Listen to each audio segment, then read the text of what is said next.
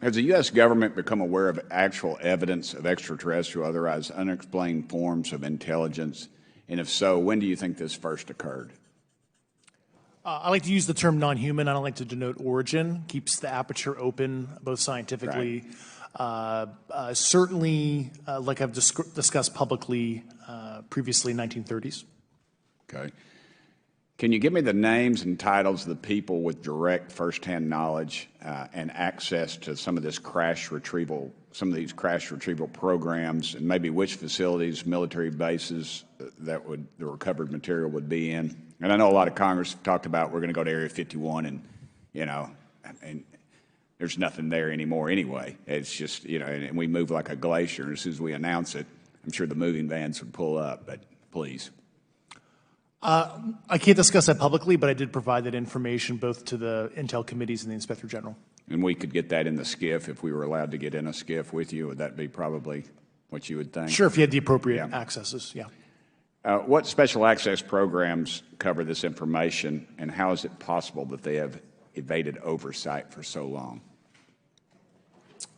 I do know the names. Once again, I can't discuss that publicly and how they've evaded oversight.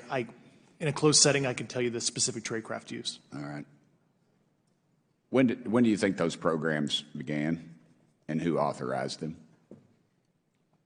I do know a lot of that information, but that's something I can't discuss publicly because of sensitivities. All right.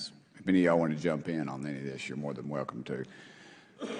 What level of security clearance is required to fully access these programs? Well, anybody who has... and I say that because myself...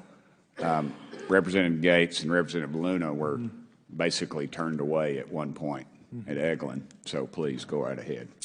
Certainly difference between member access and, say, somebody like me, but anybody who has a TSSCI clearance and meets the eligibility criteria, the access adjudicative authority should be able to grant you access. Mr. Burchett, if you'll yield, so just to put a fine point on that, there's nothing that you're aware of that's above special access program classification. It's a misnomer that there's anything actually above top secret. Executive Order 13526 delineates the classification levels. Right. But I draw a point on that because we can have access to those programs. And so the notion that we're not being given that access sort of defies our typical muscle memory here in Congress. Thank you, Mr. Burchett. I'll yield back to you. Thank you, Mr. Gates.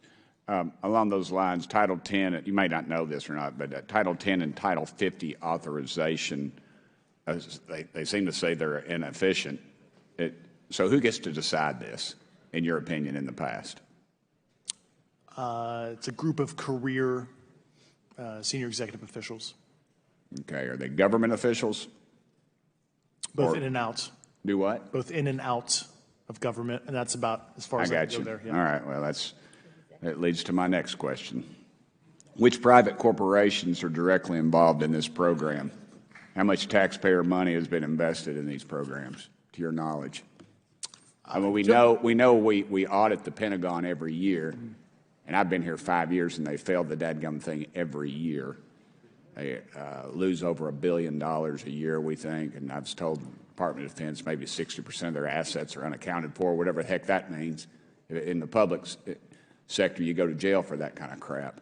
So tell me. Yeah, I know when I'm $1 off of my DTS travel voucher, I get hammered, but it seems like it doesn't work the other way. If you sell over $600 worth of stuff on eBay, now you get a call from the IRS. So please, what corporations? Yeah, I don't know the specific metrics towards the end of your question. The specific corporations I did provide to the committees in specific divisions, and I spent 11 and a half hours with both Intel committees. So. Okay. Has there been an active U.S. government disinformation campaign to deny the existence of unidentified aerial phenomena? And if so, why? I can't go beyond what I've already espoused publicly about that.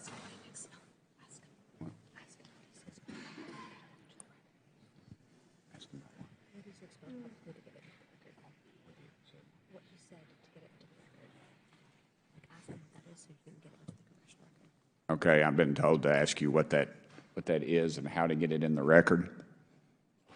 What have you stated publicly in your interviews for the congressional record?